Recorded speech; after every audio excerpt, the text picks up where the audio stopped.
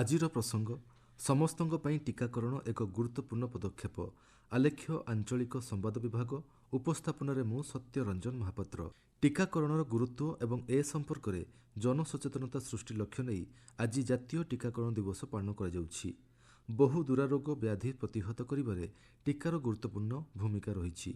Polio ଏବଂ ବସନ୍ତ ଭଳି ରୋଗ ଦ୍ୱାରା ବହୁ ଲୋକ ଆକ୍ରାନ୍ତ ହୋଇ ପୂର୍ବରୁ ମୃତ୍ୟୁବରଣ କରୁଥିବା ବେଳେ ଏବେ ଏହାର ଯଥେଷ୍ଟ ହ୍ରାସ ଘଟିଛି। ଏହିସବୁ ରୋଗକୁ ପ୍ରତିହତ କରିବାରେ ସମୟୋପଯୋଗୀ ଟିକା ଗ୍ରହଣ ଉଲ୍ଲେଖନୀୟ ସାବ୍ୟସ୍ତ ହୋଇଛି। ରୋଗ ବିପଦକୁ ଦୂର କରିବା ସହିତ ଟିକାକରଣ ଦ୍ୱାରା ନିରାପଦ ଜୀବନଯାପନ ସମ୍ଭବ ହୋଇପାରେ। ବିଶ୍ୱ ସ୍ୱାସ୍ଥ୍ୟ ସଂଗଠନ WHO ବିଶ୍ୱ ପୋଲିଓ ନିରାକରଣ ଅଭିଯାନ ମାଧ୍ୟମରେ ପ୍ରଥମେ ଟିକାକରଣ ପଦକ୍ଷେପ ଆରମ୍ଭ କରିଥିଲା। ତେବେ 1995 ମସିହା ମାର୍ଚ୍ଚ ମାସ 16 ତାରିଖରେ ଭାରତରେ ପଲ୍ସ ପୋଲିଓ କାର୍ଯ୍ୟକ୍ରମ ଆରମ୍ଭ କରାଯାଇଥିଲା।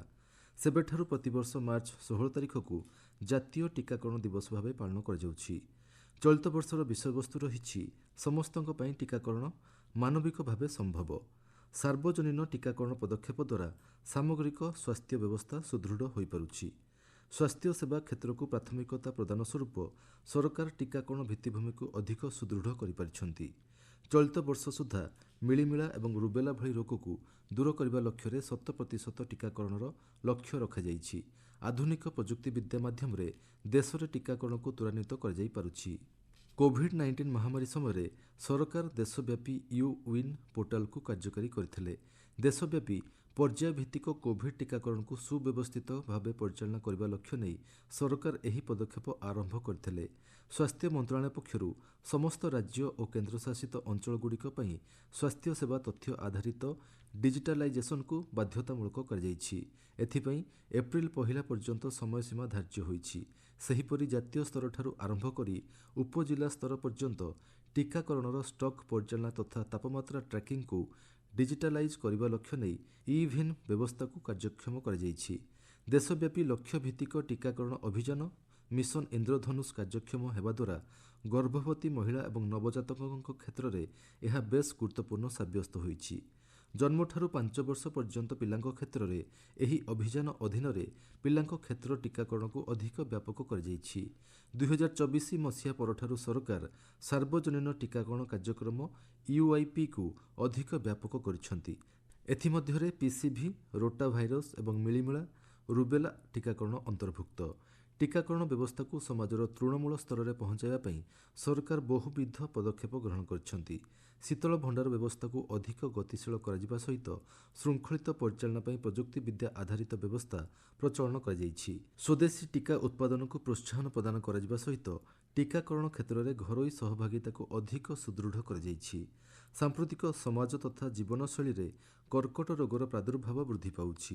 ଏହି ରୋଗ ଦ୍ୱାରା ବହୁ ଜୀବନ ନଷ୍ଟ ହେଉଛି। ମହିଳାଙ୍କ କ୍ଷେତ୍ରରେ ଗର୍ଭାଶୟ ତଥା ଜରାୟୁ ଗ୍ରୀବା କର୍କଟ ରୋଗର ଅଧିକ ପ୍ରାଦୁର୍ଭାବ ଦେଖିବାକୁ ମିଳୁଛି।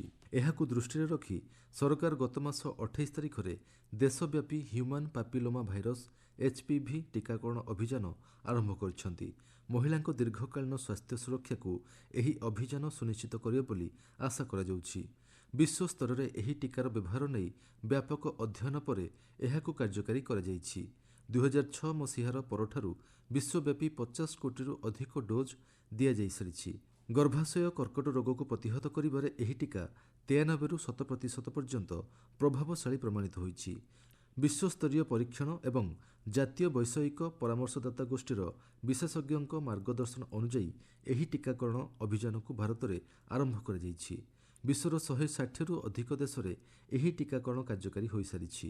90ରୁ ଅଧିକ ଦେଶ ଏକକ ଡୋଜ୍ HPV ଟିକାକରଣକୁ କାର୍ଯ୍ୟକାରୀ କରିଛନ୍ତି। ବିଭିନ୍ନ ଦେଶରୁ ମିଳିଥିବା ରିପୋର୍ଟ ଅନୁଯାୟୀ ଟିକାକରଣ ପରେ HPV ସଂକ୍ରମଣ ହ୍ରାସ ପାଉଛି। ନିରବଚ୍ଛିନ୍ନ ଯୋଗାଣ ଏବଂ ଟିକାର ଗୁଣବତ୍ତାକୁ ସୁନିଶ୍ଚିତ କରିବା ଲକ୍ଷ୍ୟ ନେଇ ସରକାର ଆନ୍ତର୍ଜାତିକ ସଂସ୍ଥା ସହ ସହଭାଗିତା ମାଧ୍ୟମରେ ଏହାକୁ କାର୍ଯ୍ୟକାରୀ କରୁଛନ୍ତି। ଏଭଳି ପଦକ୍ଷେପ ଦେଶରେ ସ୍ୱାସ୍ଥ୍ୟ କ୍ଷେତ୍ରକୁ ଅଧିକ ସୁଦୃଢ଼ କରିବା ସହିତ ମହିଳାଙ୍କର ସୁସ୍ଥ ଜୀବନଶୈଳୀ ପାଇଁ ପଥ ଉନ୍ମୁକ୍ତ କରିବ ବୋଲି ଆଶା କରାଯାଉଛି। ଦେଶରେ କାର୍ଯ୍ୟକାରୀ ହୋଇଥିବା ଟିକାକରଣ ସମ୍ବନ୍ଧୀୟ ସମସ୍ତ ପଦକ୍ଷେପ ନେଇ ସଚେତନ ହେବା ଏବଂ ଏହାକୁ କାର୍ଯ୍ୟକାରୀ କରିବାରେ ଆମ ସମସ୍ତଙ୍କ ସମ୍ମିଳିତ ଉଦ୍ୟମର ଆବଶ୍ୟକତା ରହିଛି। ଆସନ୍ତୁ ସୁସ୍ଥ ତଥା ନିରୋଗ ସମାଜ ଗଠନ ଦିଗରେ ବ୍ରତୀ ହେବା।